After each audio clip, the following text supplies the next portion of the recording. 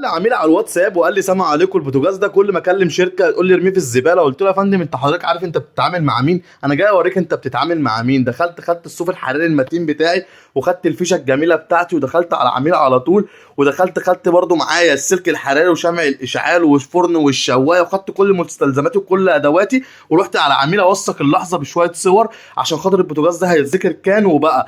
وزي ما انتم شايفين كده اللي حسبته لقيت الضفيره متقطعه والفروه كده وشمع الاشعال وبطاريه الاشعال متدمرين. دخلنا في مرحله الصيانه والتنظيف، كل جزء اهتمينا بيه وابتدينا نشتغل عليه بدقه. وزي ما انتم شايفين كده عزلنا عزل تام. وهنا بقى نظره العميل اختلفت وابتدى دلوقتي يبتسم ويقول لي الله ايه ده بجد والله البوتاجاز ابتدى يظهر وبتاع. قلت له لسه اتفرج على البوتاجاز بعدين. ودخلت طبعا لقيت المنظم بتاعه مش اصلي، غيرت له وركبت له المنظم الاصلي. ودخلنا هنا بقى نجرب قدام العميل بعد مرحله الصيانه والتنظيف وكل حاجه.